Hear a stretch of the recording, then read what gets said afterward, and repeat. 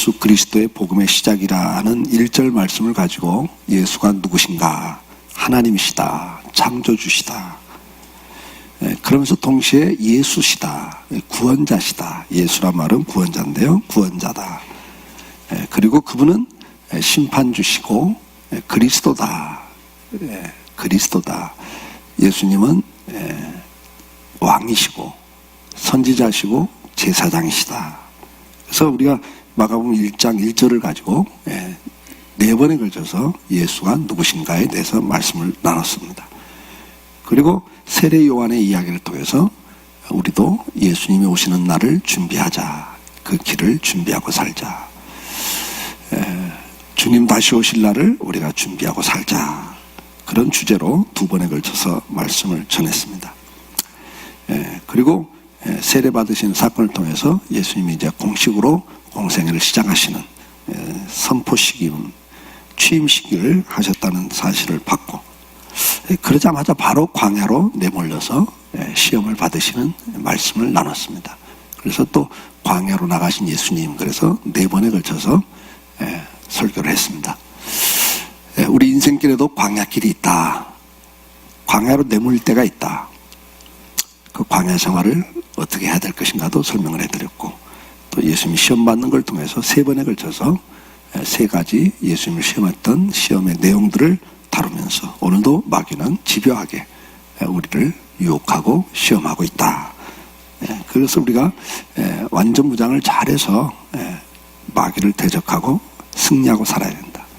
마귀에게 우리가 시험에 치면 결국은 하나님의 자녀라는 그 신분은 바뀌지 않고 구원은 받지만 성도로서 누려야 될 축복과 또 성도로서 감당해야 될 사명을 제대로 감당하지 못하는 상황에 빠지게 된다는 사실도 봤습니다. 자, 그리고 이제 우리가 지난주에는 이 갈릴리 해변을 가시다가 제자를 선택하시는 예수님의 모습을 통해서 오늘도 하나님께서 부르시는 사람, 그리고 또 거기에 응답하고 쓰임받는 사람이 되자. 겸손한 사람을 하나님은 부르시고, 또 순종하는 사람을 제자로 쓰시고, 헌신하는 사람을 주님은 오늘도 부르시고 제자로 쓰신다. 그런 자가 될 때 우리 인생길에서 평생 업으로 살던 그러다 죽어야 될 베드로, 안드레, 야고보, 요한도 성경에 그 이름이 기록되고 오늘날 수많은 사람들 입에도 오르내리는 존귀한 이름이 되었다. 우리가 주님에게 부름을 받고 쓰임받을 때 우리의 신분과 문벌과 상관없이 존귀한 자의 삶을 살 수 있다는 사실. 그래서 오늘도 우리가 겸손히 순종하고 헌신함으로 하나님의 부름을 받고 쓰임을 받는 영광스러운 자리에 서자라고 지난주에 말씀을 드렸습니다. 자, 오늘은 이제 21절부터는 예수님이 공생애를 시작하시면서 제일 집중했던 사역이 뭔가. 예수님이 이 땅에 와서 3년을 공생애를 사시는데 그 3년 사역이 가장 중요한 내용들이 뭔가를 통해서 오늘 우리가 또 그것이 얼마나 중요한 것인가, 그리고 그것을 통해서 우리에게 주는 메시지, 그걸 깨닫고 오늘도 우리가 또 그런 삶을 살아야 되겠다는 측면에서 예수님의 그 공생애의 가장 중요한 것은 3가지입니다. 가르치시는 사역, 그 다음에 병 고치고 치료해 주시는 사역, 그리고 짬만 나면 복음을 전파했다. 전도하고 다니셨어요. 그래서 예수님의 사역은 크게 3가지로 성경은 요약을 하고 있습니다. 물론 순서는 병을 먼저 고치시고 귀신을 쫓아내는 이적을 먼저 행하십니다. 사람들이 거기에 놀라서 반응을 보이고 몰려들기 시작하죠. 그러면 몰려오는 사람들에게 가르치세요. 그리고 또 다른 마을로 가서 복음을 전하시고 또 능력을 베푸시고, 그럼 또 사람들이 몰려오면 또 가르치시고. 예수님의 패턴이 있어요. 그래서 예수님이 이 땅에 오셔서 제일 먼저 한 게 가나 혼인잔치, 기적을 베푸는 일입니다. 그래서 이제 다음 주에는 이제 우리가 치료하시는 예수 그리스도를 다룰 건데, 오늘 이제 마가복음에서는 가르치는 것부터 기록을 하고 있어서 제가 가르치시는 사역에 대해서 먼저 설교를 합니다. 이제 21절, 22절까지는 그들이 가버나움, 예수님이 이제 제자들을 데리고 가버나움에 들어가니라 그 말이죠. 예수님께서 안식일에 회당에 들어가서 가르치셨다. 근데 그 가르치심에 무사람이 놀라고 참 그 권위가 있었다. 이렇게 말씀을 해요. 그 다음에 여러분 이제 성경을 보시면 23절부터가 이제 귀신을 쫓아내는 사건, 그런 사건들을 기록하고, 그 다음에 또 베드로의 장모가 열병으로 누워있는데, 이거 뭐 그 시대는 죽을 수 있는 병이거든요. 그걸 또 고쳐주시고, 그리고 이제 32절 보면 해질 때 많은 병자들이 이제 귀신 들린 자들이 예수께 막 몰려오고 사람들이 데리고 오죠. 이게 이제 34절까지의 이야기입니다. 그래서 오늘 이제 34절까지 내용 가운데 가르치시는 예수님에 대해서 먼저 말씀을 나누도록 하겠습니다. 예수님이 이 땅에 오셔서 제일 집중했던 일은 가르치는 일, 그 다음 뭐라고요? 치료하시는 일, 그리고 전도하시는 일이었다. 그래서 첫 번째가 가르치시는 일이었습니다. 자, 마태복음 4장 23절 말씀 한번 같이 읽어볼게요. 예수께서 온 갈릴리에 두루 다니사 그들의 회당에서 가르치시며 천국 복음을 전파하시며 백성 중에 모든 병과 모든 약한 것을 고치시니. 이게 예수님의 중요한 사역을 이 마태복음 4장 23절은 다 기록을 하고 있어요. 이게 이제 마태복음 서 앞부분에 나오는 말씀. 그러니까 예수님의 사역을 한마디로 딱 하면 뭐예요? 계속 다니시면서 가르치시고 전도하시고 병든 자를 치료하시는 거였어요. 이게 예수님의 중요한 사역입니다. 마태복음 9장 35절 말씀, 예수께서 모든 도시와 마을에 두루 다니사 그들의 회당에서 가르치시며 천국 복음을 전파하시며 모든 병과 모든 약한 것을 고치시니라. 그러니까 예수님의 사역을 기록하면서 요 세 가지를 딱 요약을 하고 있어요, 성경은. 마가복음 2장 13절 말씀 같이 볼까요? 예수께서 다시 바닷가에 나가심에 큰 무리가 나왔거늘 예수께서 그들을 가르치시니라. 아멘. 마가복음 6장 34절 말씀, 그들이 예수께서 나오사 큰 무리를 보시고 그 목자 없는 양 같음을 인하여 불쌍히 여기사 이에 여러 가지로 가르치시니라. 누가복음 19장 47절, 예수께서 날마다 성전에서 가르치시니 대제사장들과 서기관들과 백성의 지도자들이 그를 죽이려고 꾀하되. 그러니까 날마다 성전에서 가르치셨다, 이렇게 말씀을 해요. 누가복음 21장 37절 38절, 예수께서 낮에는 성전에서 가르치시고 밤에는 나가 감람원이라는 산에서 쉬시니 모든 백성이 그 말씀을 들으려고 이른 아침에 성전에 나가더라. 아멘. 예수님은 밤낮을 가리지 않고 가르치셨다. 남녀로 노소를 가리지 않으시고 때와 장소를 가리지 아니하시고 가르치셨다. 그렇게 성경은 기록하고 있습니다.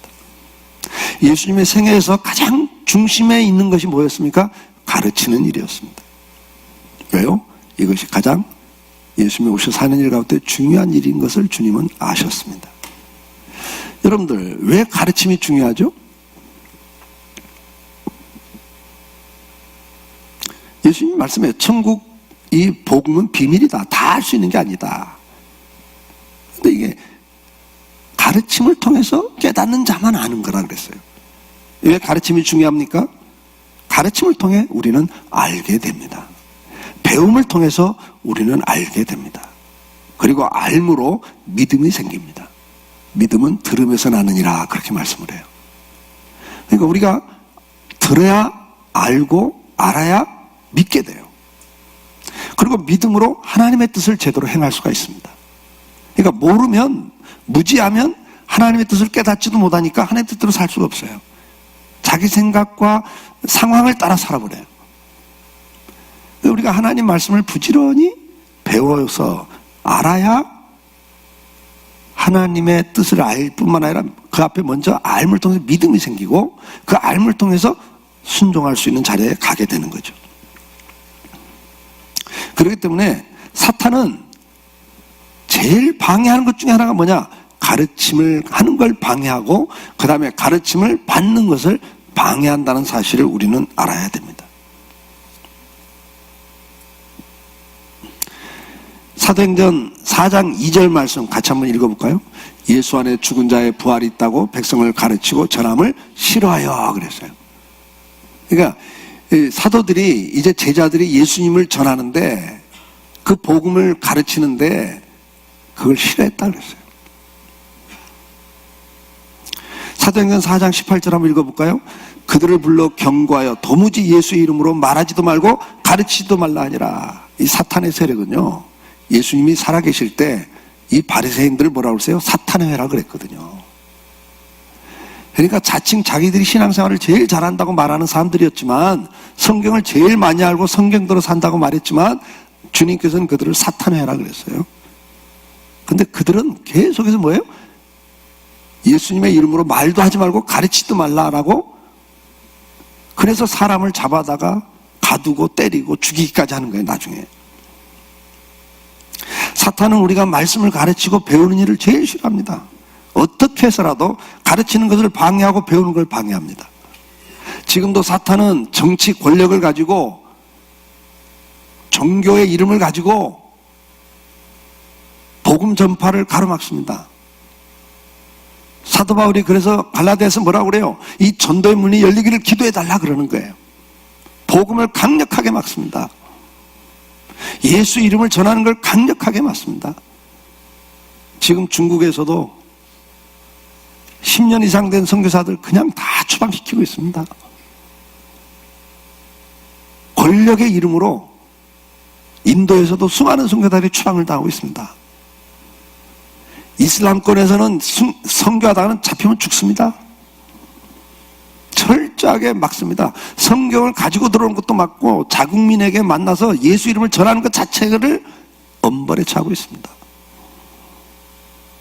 오늘도 사탄은 다양한 정치 시스템을 가지고, 종교의 이름을 가지고, 어느 때는 문화와 전통이라는 이름을 가지고 강력하게 복음을 막고 있습니다. 복음 전하는 것, 가르치는 것 자체를 강력하게 막습니다. 불러서 경고하죠. 말 안 들으면 가두죠. 끝내는 죽이죠. 이것이 초대교회부터 지금까지 계속되고 있습니다. 이 정도로 사탄은 복음 전파, 예수 그리스도를 가르치는 것을 모든 권력과 세력을 동원해서 방해합니다. 우리가 그걸 알고 있어야 한다고. 그뿐만 아니라 우리 개인에게도 말씀을 배울 수 있는 기회, 또 가르치려고 하는 기회를 철저하게 차단을 시킵니다. 예수님만 그랬습니까? 예수님의 제자들도 부지런히 가르쳤습니다. 사도행전 15장 35절 말씀 같이 읽어볼까요? 바나바와 바나바는 안디옥에서 유하며 수단 다른 사람들과 함께 주의 말씀을 가르치며 전파하니라. 아멘. 수다한 사람들에게 복음을 전하고 가르쳤어요. 사도행전 18장 11절 말씀 같이 읽어볼까요? 1년 6개월을 멀며 그들 가운데 하나님 말씀을 가르치니라. 20장 20절 말씀, 유익한 것은 무엇이든지 공중 앞에서나 각 집에서나 거리낌이 없이 여러분에게 전하고 가르치고. 아멘. 사도행전 28장 31절 말씀, 하나님의 나라를 전파하며 주 예수 그리스도에 관한 모든 것을 담대하게 거침없이 가르치더라. 아멘. 사도들도 이 일에 열심을 했습니다. 그러면 이 오늘 본문 말씀을 통해서 우리에게 주는 메시지는 뭐냐 이거예요. 예수님이 그렇게 열심히 가르치셨대. 사도들도 뭐 정말 목숨을 걸고 가르치셨대. 이걸로 끝나면 우리가 말씀을 제대로 듣는 게 아니죠. 이걸 왜 기록해놨냐 그 말이에요. 오늘 우리에게도 뭐가 중요하다? 말씀을 전하고 가르치고 배우는 게 중요하다는 걸 말씀하는 거예요. 신명기 5장 1절 말씀 한번 같이 읽어볼까요? 모세가 온 이스라엘 불러 그들에게 이르되 이스라엘아, 오늘 내가 너희 귀에 말하는 규례와 법도를 듣고 그것을 배우며 지켜 행하라. 아멘. 하나님의 말씀을 첫째 뭐 하라고요? 그것을 배우며, 두 번째는 지키며 행하라 그랬어요. 아멘. 그러니까 오늘 주님이 우리에게 주는 메시지입니다. 내가 이 땅에 와서 제일 사역 중에 중심했던 게 가르치는 거였다. 그러니까 이 가르침이 중요하다. 그러니까 너희는 이 하나님의 말씀을 잘 배워라. 이게 첫째 메시지예요. 잘 배워야 돼요. 신명기 31장 12절로 13절 말씀 같이 읽습니다. 곧 백성의 남녀와 어린아이와 내 성읍 안에 거류하는 타국인을 모으고 그들에게 듣고 배우고 내 하나님 여호와를 경외하며 이 율법의 모든 말씀을 지켜 행하게 하고, 또 너희가 요단을 건너가서 차지할 땅에 거주할 동안에 이 말씀을 알지 못하는 그들의 자녀에게 듣고 내 하나님 여호와를 경외하기를 배우게 할지니라. 아멘. 예, 무슨 이야기를 하고 있습니까? 너는 남녀노소를 가리지 말고 그 다음에 내 주변에는 외국인들에게까지 타국인들에게 모으고 그들에게 듣고 배우게 해라. 하나님 말씀을 듣고 배우게 해라. 12절에 그렇게 말씀을 해요. 그래서 하나님 경외하는 것을 배우게 해라. 그렇게 가르친단 말이에요. 그리고 네가 나중에도 요단강에 건너가서 가나안 땅을 차지할 때 오늘 이 말씀을 듣지 못했던 너희 자녀들에게 이 말씀을 어떻게 하라고요? 또 가르쳐서 그래 듣게 하라. 그 자녀들에게 듣게 해라. 그래요. 그러니까 정말 강조하는 게 뭐냐면 잘 듣는 게 중요해요. 잘 들어서 그 말씀을 배우게 될 때 여호와 경외하기를 배우게 된다 그 말이에요. 오늘 우리가 듣고 배워야 될 게 뭡니까? 어떻게 하면 하나님을 제대로 알고 제대로 섬길까? 그러니까 앞에서 말씀드린 것처럼 우리가 배우지 않으면 알지 못하면 하나님을 제대로 알지도 못하고 제대로 섬기지도 못해요. 그러니까 내 나름대로는 신앙생활 잘했다고 생각하는데 주님 앞에 서는 날 책망을 받는 자들이 있다 그랬잖아요. 불법을 행한 자들아 그랬단 말이에요. 무슨 말입니까? 우리가 주의 이름으로 선지자 노릇했고 교회에서 목사도 하고 장로도 하고 교사도 하고 다 했습니다. 오늘날만 그런 말 아니에요? 근데 그래요. 너하고 나하고는 관계도 없다 그러세요. 왜요? 자기 나름대로 신앙생활 했거든요. 그러니까 우리가 무지하면 자기 나름대로 열심히 한다고 하는데 주님과는 관계가 없는 열심을 한단 말이죠. 내 딴에는 정말 교회를 위한다고 그랬지만 나중에 보면 교회에 해악을 끼치는 경우도 있잖아요. 그러니까 모르면 우리가 하나님 뜻을 모르면 내 딴에는 하나님을 위해 산다고 그래요. 바리새인들이 그거예요. 하나님의 말씀대로 자기는 산다고 그러는데 주님을 대적하고 사탄의 역할을 했단 말이죠. 우리가 제대로 배우지 못하면 그렇게 됩니다. 그래서 계속 첫 번째 강조하는 게 뭐예요? 그 말씀을 듣고 그것을 배우며 지켜 행하라. 그렇게 말씀을 하는 거예요. 우리가 말씀을 잘 배워야 되는 이유가 있습니다. 디모데후서 3장 14절에 14절 말씀 같이 읽어볼까요? 그러나 너는 배우고 확신한 일에 거하라. 너는 내가 누구에게 배운 것을 알며 또 어려서부터 성경을 알았나니 성경은 능히 너로 하여금 예수 그리스도 안에 있는 믿음으로 말미암아 구원에 이르는 지혜가 있게 하느니라. 모든 성경은 하나님의 감동으로 된 것으로 교훈과 책망과 바르게 함과 의로 교육하기에 유익하니 이는 하나님의 사람으로 온전하게 하며 모든 선한 일을 행할 능력을 갖추게 하려 함이라. 아멘. 너는 배우고 확신한 일에 거하라 그랬어요. 14절에. 그러니까 안 배우면 14절 보였어요. 안 배우면 우리가 제대로 할 수 없는 거예요. 그러면서 뭐라고 그래요? 네가 어려서부터 뭘 배우라는 거예요? 성경을 배우라는 거예요. 하나님 말씀을 자꾸 배우라는 거예요. 그 성경을 우리가 배워서 알아야만 예수 그리스도가 누군지를 알게 되고 어떻게 믿는지를 알게 돼서 구원을 받는 지혜를 얻게 된다. 근데 16절에 가보면 구원받는 지혜만 있게 하는 게 아니라 우리에게 바르게 교훈하고 책망하고 의로 교육하기에 그게 기준이 된다. 그러니까 성경을 모르면 내 딴에는 바르게 한다고 하는데 바르게 하는 게 아니에요. 기준이 없으니까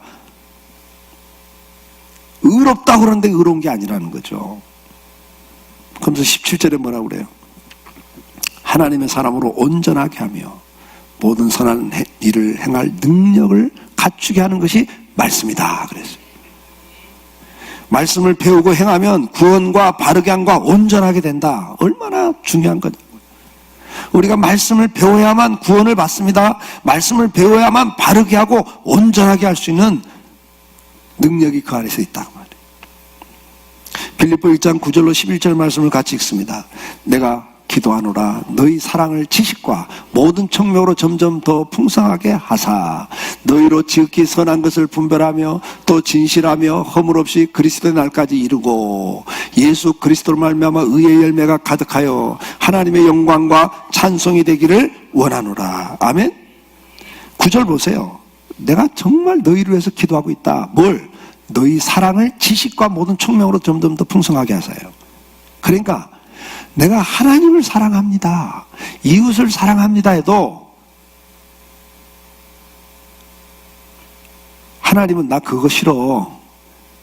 부부관계도 나는 당신을 사랑해서 하는데 상대는 질색을 하는 게 있어요. 그건 나한테 사랑하는 게 아니야. 그 네가 좋아서 하는 거지. 그런 일들이 있다 없다? 솔직히 있다 없다?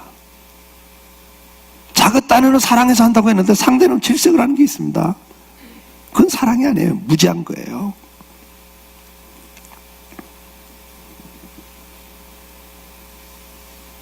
제가 세미나를 가고 선교사님들 해외 포커싱 세미나를 하는데 어떤 사모님이 그러더라고요. 저는 이혼할 생각입니다 그러더라고요. 왜 그러냐니까 남편이 정말 자기를 사랑하지 않는데요. 막 죽겠대요. 소름이 끼친대요. 그래서 그 남편 선교사를 만났죠. 이게 뭔 말이냐? 그러니까 무슨 말이에요? 난 정말 내 아내를 사랑합니다. 그러는 거예요. 그래서 계속 만나서 이야기를 들어보니까 그 사모는 사랑의 언어라는 게 있어요. 사람마다 사랑을 표현하고 느끼는 게 달라요. 예. 그래서 내가 인정받을 때 사랑을 느끼는 사람이 있어요. 나와 함께 시간을 같이 하면서 대화하고 시간을 같이 보내줄 때 사랑을 느끼는 사람이 있어요. 내 기념일과 모든 걸 기억하면서 나이가 사소하게 했던 것도 기억하면서 그날 기념을 해주고 선물을 줄 때, 그러니까 기억해 줄 때, 나를 사랑하는구나를 느끼는 사람이 있어요. 이게 사랑의 언어라고 그래. 예. 그 다음에 스킨십, 만져주고 포옹해주고 그럴 때 사랑을 느끼는 사람이 있어요. 스킨십. 그러니까 인정해 줄 때, 시간을 같이 보낼 때, 아니면 내가 하는 일을 와서 도와줄 때, 설거지하면 옆에서 설거지 도와주고 청소하면 또 그걸 도와줄 때, 내가 하는 일을 도와줄 때 사랑을 느끼는, 이걸 사랑의 언어 5가지, 대표적인 5가지 언어예요. 그 인정할 때, 그 다음에 시간을 같이 보내줄 때, 그 다음에 내가 하는 일을 도와줄 때, 그 다음에 스킨십, 선물. 그러니까 기억해 주는 거. 근데 이 사모는 1순위가 뭐냐? 자기를 인정해 주고, 그 다음에가 뭐냐? 자기가 하는 일을 도와줄 때 사랑을 느끼는 사모였어요. 근데 이 선교사는 사랑을 느끼는 거 언제 느끼냐? 1순위가 이 사람은 스킨십이에요. 그러니까 아내가 자기를 포용해주고 자기 팔짱 낄 때, 키스하고 이럴 때 사랑을 느끼는 사람이에요. 그러니까 이 친구는 자기가 사랑을 표현할 때는 어떻게 표현하겠어요? 자기가 스킨십이 1순위니까 사랑을 표현할 때 뭘 하겠어요? 그냥 시도 때도 없이 막 허그하고 사람들 앞에서도 허그하고 키스하고 하니까 이 사모는 그게 저 밑에야. 자기를 인정해주고 자기가 하는 일을 도와줄 때 사랑을 느끼는 사람인데 시도 때도 없이 막 사랑한다고 덤비니까 막 징그러 죽겠다는 거예요. 그리고 이렇게 자기를 무시하냐고. 사랑을 못 느끼는 게 전혀. 예를 드는 거예요. 예를 들어. 우리가 이 사랑에도 지식과 모든 총명으로 더 풍성해지는 거예요. 지식이 없으면 그 사랑이 풍성해질 수 없습니다.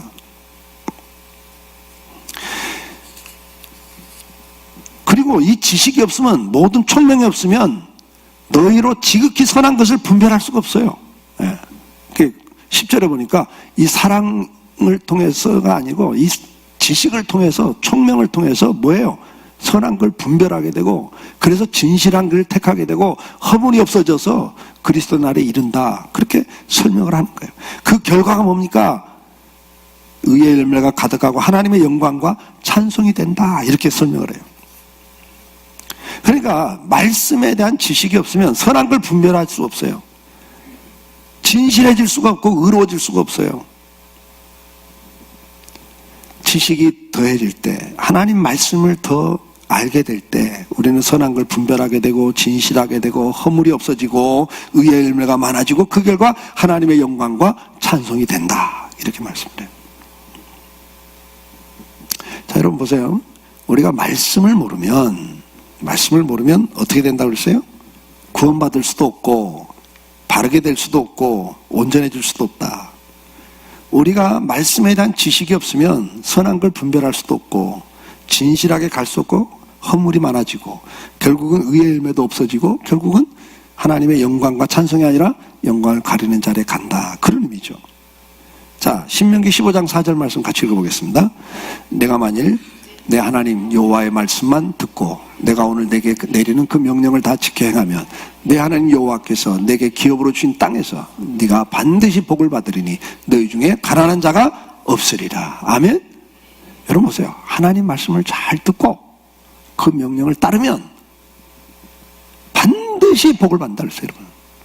아멘. 이건 약속입니다, 여러분. 그러니까 다른 거 없어요. 우리가 말씀만 제대로 잘 배워서 그대로 순종만 하면 반드시 복을 받고 너희 중에 가난한 자가 없다 그랬어요. 여러분 서점에 가보세요. 부자가 되는 법에 대한 책들이 내가 볼 때는 수십 종이 아닙니다, 여러분. 수백 종 나와 있습니다. 뭐 땅 투자에 대해서, 증권에 대해서, 뭐 또 그 다음에 재테크에 대해서 수많은 책들이 나와 있어요, 여러분. 이렇게 복을 받기 위해서, 가난하지 않고 부유하기 위해서 얼마나 사람들이 노력합니까? 근데 성경은 딱 이야기해요. 네가 하나님 말씀을 잘 듣고, 다른 말 듣지 마. 하나님 말씀만 잘 들어. 그리고 그거 네가 순종만 하면 네가 반드시 복을 받으리니 너희 중에 가난한 자가 없으리라. 우리 강성교회 성도들이 다 이렇게 되길 축복합니다. 여러분들뿐만 아니라 여러분 자녀들이 가난의 대를 물러가면 안 됩니다. 끊어줘야죠. 빌립보 4장 9절 말씀을 읽겠습니다. 너희는 내게 배우고 받고 듣고 본 바를 행하라. 그리하면 평강의 하나님이 너희와 함께 계시리라. 기가 막히잖아요. 우리가 말씀을 많이 배우고 듣고 그 말씀대로 순종하기 시작하면 평강의 길이 열립니다. 그 길을 갈 수 있기를 주 이름으로 축복합니다. 자, 주님은 우리에게 뭘 이야기합니까? 잘 듣고 배워라. 그 다음에는 뭐라고 그랬어요? 우리에게도 또 가르치라. 그래요. 자, 사도행전 5장 42절 말씀 같이 읽습니다. 그들이 날마다 성전에 있든지 집에 있든지 예수는 그리스도라고 가르치기와 전도하기를 그치지 아니하니라. 아멘. 이게 초대교회 사도들과 성도들의 모습을 기록하고 있는 거예요. 은혜 받은 성도들은 열심히 성전에 모였습니다. 사도들의 가르침을 열심히 받았습니다. 매일 성전에 모여서 가르침을 받았어요, 초대교회가. 그걸로 끝난 게 아니라 자기들이 나가서 또 열심히 뭐 했습니까? 성전에 있든지 집에 있든지 예수는 그리스도라 가르치기와 전도하기를 그치지 않았다 그랬어요. 근데 이게 이미 구약 신명기에 기록을 하고 있습니다. 신명기 4장 9절로 10절 말씀 같이 읽습니다. 오직 너는 스스로 삼가며 내 마음을 힘써 지키라. 그래야 내 눈으로 본 그 일을 잊어버리지 말라. 네가 생존하는 날 동안에 그 일들이 내 마음에서 떠나지 않도록 조심하라. 너는 그 일들을 내 아들들과 내 손자들에게 알게 하라. 내가 호렙산에서 내 하나님 여호와 앞에 섰던 날에 여호와께서 내게 이르시기를 나에게 백성을 모으라.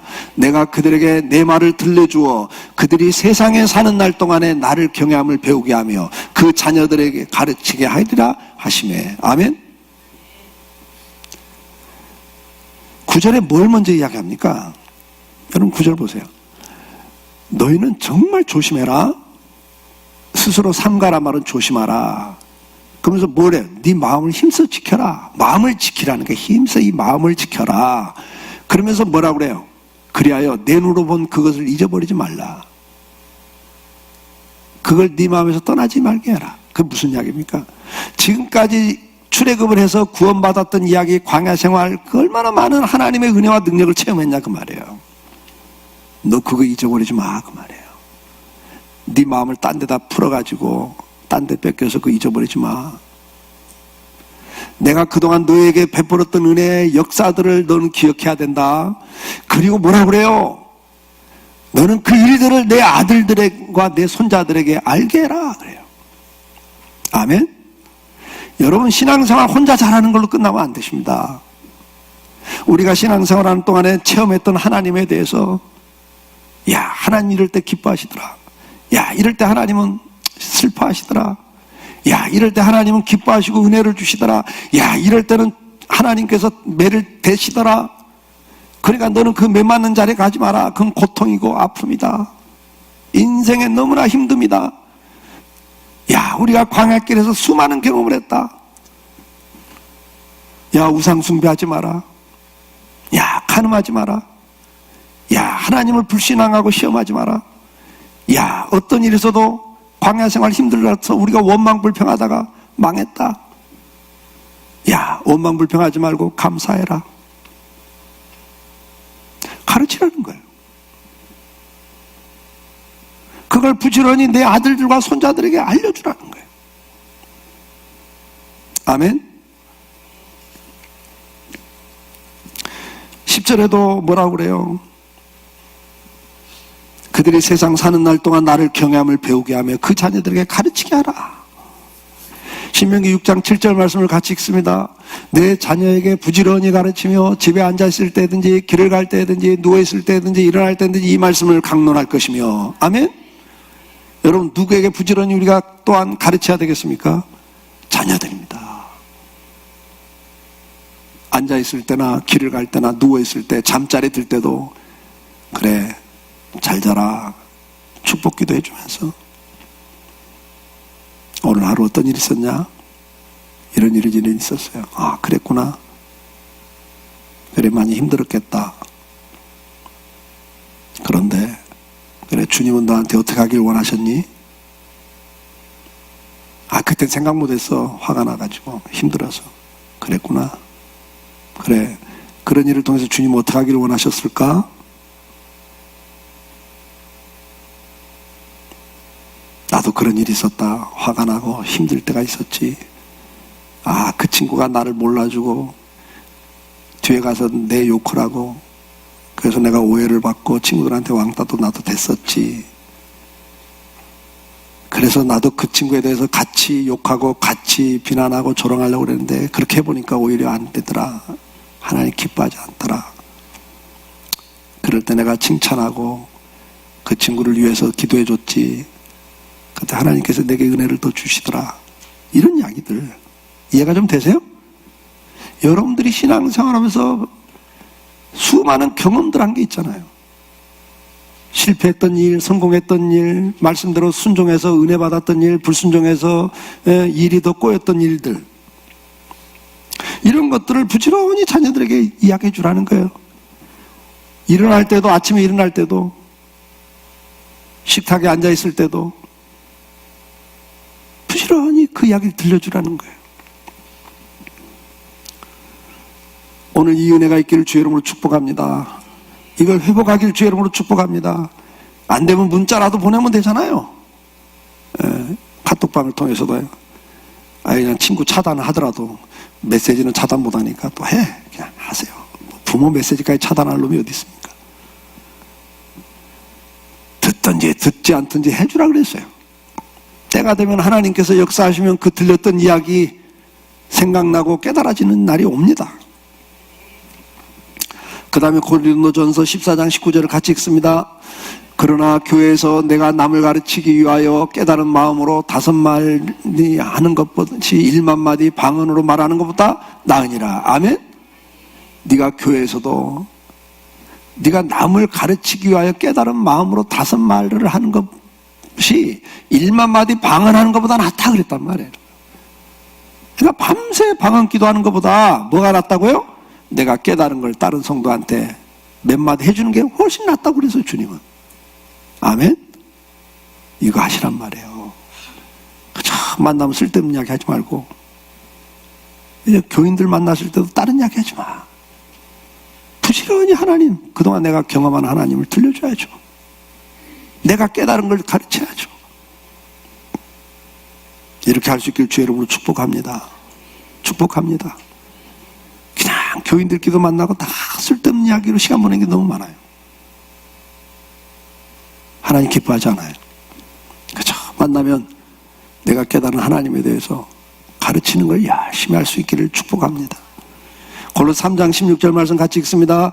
그리스도의 말씀이 너희 속에 풍성히 가하여 모든 지혜로 피차 가르치며 권면하고 시와 찬송과 신령한 노래를 부르며 감사하는 마음으로 하나님을 찬양하고. 아멘. 그리스도의 말씀이 너희 속에 풍성히 가하여. 우리 안에 먼저 우리가 잘 배우고 우리 안에 말씀이 풍성히 거하면 어떻게 됩니까? 모든 지혜로 피차 가르치며 권면하고 그랬어요. 여러분. 우리는 피차 가르치고 권면해야 됩니다. 그리고 시와 찬송과 신령한 노래를 부르고 감사하는 마음으로 하나님을 찬양하고, 이게 은혜에 있는 성도의 모습입니다. 여러분들 주로 무슨 말하고 사세요? 가르치고 권면하시고 계십니까? 감사하고 찬양하고 계십니까?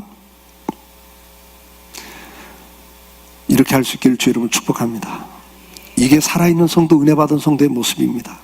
디도서 2장 3절로 5절 말씀 같이 읽습니다. 늙은 여자로는 이와 같이 행실이 거룩하며 모함하지 말며 많은 술에 종이 되지 마냐며 선한 것을 가르치는 자들이 되고, 그들로 젊은 여자들을 교훈하되 그 남편과 자녀를 사랑하며 신중하며 순전하며 집안일을 하며 선하며 자기 남편에게 복종하게 하라. 이는 하나님의 말씀이 비방을 받지 않게 하려 함이라. 아멘. 여기 3절 말씀 보세요, 여러분. 늙은 여자로는 그랬어요. 늙은 여자, 나이가 든 여자들은, 요즘 말하면 이제 권사님들이 하는 일이 뭐냐? 이래요. 행실이 거룩하며 그랬어요. 그러니까 우리 나이 든 권사님들은 자기 행실이 거룩해야 됩니다. 거기에 열심히 하셔야 돼요. 그 다음에 뭐예요? 모함하지 말며, 그쵸? 앉아서 남 이야기 하지 말란 말이에요. 쓸데없는 남 이야기 하지 말며. 그저 시간 있고 할 일은 없고 나이 들어가지고 모여갖고 날마다 하루 종일 남 이야기하지 말고, 그 말이에요. 그죠? 모함하지 말며, 또 술에 종이 되지 말고, 이런 중독성을 가진 데 종이 되지 말고, 권사님인데 술을 좋아하거나 날마다 만나면 그냥 화투 치고 그냥 날마다 만나면 그냥 다른 거 하지 말고, 그 말이에요. 선한 걸 뭐예요? 가르치는 자들이 되라 그랬어요, 여러분. 우리 권사님들은 자기가 거룩하게 살면서 남 모함하지 않고 다른 데 중독에 빠지지 말고, 매일 뭐 건강을 위해서는 좋지만 매일 가서 그냥 이 한의원 들렸다 저 병원 들렸다 하면서 그냥 투어하고 시간 보내지 말고, 그 시간에 뭐 하라고요? 선한 걸 가르치는 자들이 되라. 근데 대상이 누구예요? 4절에 보니까 대상이 그들로 젊은 여자들을 교훈하되, 그렇게 이야기했어요. 나보다 더 젊은 사람들을 찾아다니고, 그래서 신방해주고 기도해주고 또 이야기 들어주고, 그리고 또 교훈해주란 말이에요. 그 교훈의 내용이 뭐예요? 그 남편과 자녀를 사랑하라고. 아멘. 그 남편과 자녀를 사랑하는 법을 가르쳐주고, 그 다음에 5절 뭐라고 그랬어요? 신중하며 순전하며 집안일을 잘하고 선하며 자기 남편에게 복종하도록 가르쳐라. 그렇게 했어요. 그 이유가 뭐예요? 예수 믿는 것들이 이런 소리 안 듣게 하기 위해서다 그래요. 자, 우리가 잘 배워야 돼요. 그다음 또 동시에 잘 가르치는 자가 되라. 첫째 대상이 누구다? 자녀들이다, 손주들이다. 두 번째는 누구다? 네 옆에 있는 성도들이다 그래요. 오늘도 이 일을 할 수 있기를 주의 이름으로 축복합니다. 다른 이야기 하지 마시고 이거 부지런히 하나님에 대해서 가르치세요. 신앙생활을 잘 할 수 있도록, 가정생활을 잘 할 수 있도록 가르치시는 거예요.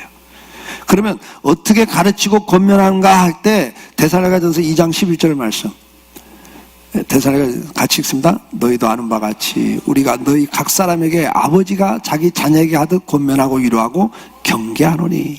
예. 어떤 마음으로? 부모 같은 마음으로. 그 말이에요. 부모 같은 마음으로. 부모 같은 마음으로 권면하고 위로해주고, 어느 때는 책망도 해줘야죠. 그렇게 하면 안 돼. 그건 안 돼. 그러지 마. 경계도 해줘야죠. 그 다음에 히브리서 3장 13절 말씀 같이 읽습니다. 오직 오늘이라 일컫는 동안에 매일 피차 권면하여 너희 중에 누구든지 죄의 유혹으로 완고하게 되지 않도록 하라. 어떻게 하라고요? 매일. 죄의 유혹에 빠져서 완고해지지 않도록 매일 피차 권면하라. 그 말은 피차니까 권면도 하고 권면도 받으라 그 말이에요. 디모데후서 4장 2절 말씀 같이 읽습니다. 너는 말씀을 전파하라. 때를 얻든지 못 얻든지 항상 힘쓰라. 범사에 오래 참음과 가르침으로 경책하며 경계하며 권하라. 아멘. 때를 얻든지 못 얻든지, 이 말은 뭐예요? 어떻게든 때를 만들어서, 그 말이죠. 그렇죠? 어떻게든지 기회를 만들어서, 그 말이에요. 어떻게든지 기회를 만들어서 범사에 오래 참으면서 가르침으로 경책하고 경계하고 권하라 그랬어요. 사랑하는 성도 여러분, 결론입니다. 예수님의 사역의 가장 중심은 가르치는 것이었습니다. 가르침이 중요하다는 이야기죠.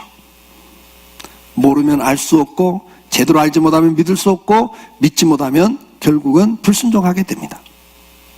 우리가 알 때 깨닫게 되고 믿음이 생기고, 알 때 제대로 순종함으로 은혜의 자리, 축복의 자리로 나갑니다. 주님은 오셔서 부지런히 복음을 가르치셨습니다.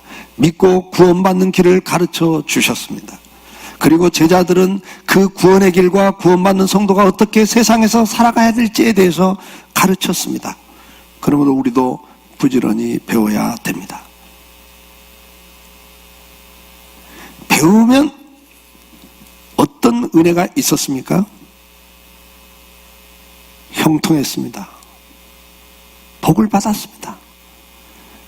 제대로 배우면 구원받는 지혜뿐만 아니라 바르게 함과 온전함이 있었습니다. 제대로 배울 때 평강이 있었습니다.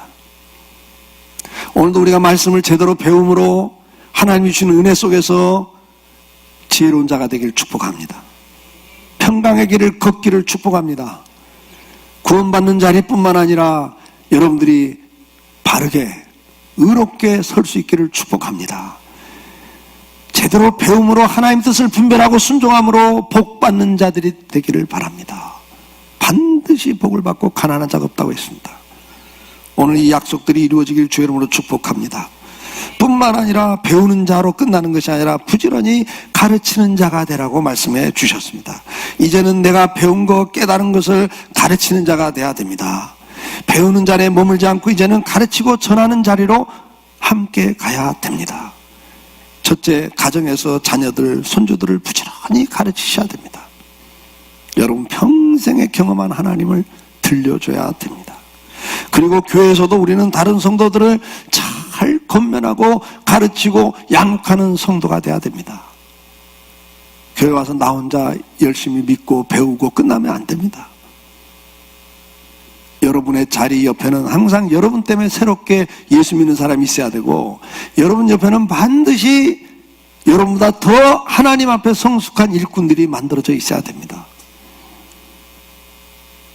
우리 성도들 입에서 나는 저 장로님 때문에, 나는 저 권사님 때문에, 나는 저 구역인도자 때문에, 나는 저 간사님 때문에 신앙생활을 이렇게 할 수 있었어요. 목사 때문에라 소리가 나오는 게 아닙니다, 여러분. 설교는 20분, 25분 듣고 끝나는 거예요. 그걸 가지고 어떻게 살아내느냐는 여러분 주변 사람들한테 배우는 겁니다. 왜요? 목사는 내가 사업하고 직장 생활하고 하는 거 아니잖아요. 내가 삶으로 보여줄 수 있는 건 가정생활밖에 없어요, 여러분. 이 세상에서 어떻게 살아나가는가를 나는 우리 성도들에게 보여줄 수가 없습니다. 이론을 나는 가르치는 자입니다. 목사는 그런 거예요. 그러나 그 말씀을 붙잡고 직장생활을 어떻게 하고 사업을 어떻게 하고 그 삶을 보여주는 건 바로 여러분들이라고요. 우리 장로님, 권사님, 집사님들이 보여주고 구역인도자들이 보여주는 거고 가르치는 겁니다. 그렇잖아요. 어떤 집사님이 고백을 하더라고요. 목사 은혜 없을 때 집사 되기 전에 그랬다고요. 너도 한번 직장생활 해봐라. 그 말을 쉽게 하나. 그게 말이 되는 소리인 줄 아냐? 그건 불가능한 이야기야. 설교 듣고 그러고 갔다고 화가 나가지고 나중에 집사 되고 고백하더라고요. 그러는 거예요. 여러분도 그런 적 없으세요? 아, 이론이야 좋지 그러잖아요. 설교는 뭘 못해. 근데 그걸 직접 살아내는 삶의 이야기들은 누가 전해줘요? 바로 여러분 옆에 있는 사람들이 전해주고 배우는 거예요. 여러분들이 삶을 살아냈던 이야기들. 아, 직장에서 그래서 불이익을 당하고 왕따를 당하고 사업하다가 계약 성사까지 갔다가도 깨졌던 이야기들. 예? 그게 삶의 이야기들이잖아요. 거기에서 성도들이 힘을 얻어요. 맞아. 아, 저 같이 직장 생활하는 사람인데 같이 사업하는 저 사람 우리 장로님 입에서, 우리 집사님 입에서 나오는 말 맞아. 나랑 똑같은 고민했고 똑같이 씨름했고 똑같이 불이익을 당해보고 망해도 보고, 야, 그런데도 하나님이 저렇게 또 역사하셨구나, 저런 은혜를 주셨구나, 그들을 통해서 듣는 거 아니겠습니까? 성도들을 양육하는 건 여러분들의 손에 있습니다. 제가 그런 이야기예요. 훈련소에 예를 듭니다. 훈련소에 가면 소장은 예수님이고, 우리 강성신앙훈련소의 소장은 예수님이고, 교관이 누구냐? 목사입니다, 여러분. 교관은 이론 설명해 주는 사람이에요. 그걸 실제로 보여주는 걸 훈련조교라 그래. 훈련조교가 실제로 보여주는 거예요. 그러니까 실제로 훈련을 시키는 건 교관이 시키는 게 아닙니다. 교관은요, 강의만 하고 딱 들어가 버려요. 그 다음에 훈련은 다 누가 시켜요? 조교들이 시키는 거예요. 우리 장로님, 권사님, 집사님들이 그걸 하는 거예요. 아멘? 목사님 왜 안 해주세요? 목사는 그거 하는 사람 아니라니까. 나는 기도하고, 여러분들 위해서 기도하고, 말씀 준비하고, 그래서 성경을 제대로 가르치는 게 제 일이에요, 여러분. 예를 들어 목사 보고 신방 다 해달라고, 우리 교인이 재적 인원이 1300인데 내가 언제 다 하고 다녀요? 아무것도 못해요, 여러분. 그건 우리 장로님, 권사님, 집사님들, 구역인도자들이 하실 일들이에요. 여러분들이 부지런히 가르칠 수 있기를 축복합니다. 교회에서 다른 성도들을 잘 양육할 수 있기를 축복합니다. 어떻게 해요? 아비와 어미와 같은 마음으로, 부모 같은 마음으로, 형이나 누나 같은 마음으로 여러분들이 주변을 잘 돌보시고 양육할 수 있기를 축복합니다. 그리고 어떻게 해야 됩니까? 매일 때를 얻든지 못 얻든지 어떻게든 간 기회를 만들어서, 또 시간 없어요 근다고 포기하지 마시고 기회를 만들어서 찾아가고, 몇 시에 퇴근해? 내 퇴근하는데 앞에 가서, 회사 앞에 가서 만나서, 야, 우리 밥이나 함께 같이 먹자. 그러면서 그런 일을 해주셔야 되는 거예요. 그런 일을. 그럴 때 여러분, 하늘의 보화가 크다는 걸 믿으시기 바랍니다. 하나님이 정말 기뻐하시는 일이잖아요. 오늘 그런 하나님의 사람들의 삶을 살다 갈 수 있기를 축복합니다.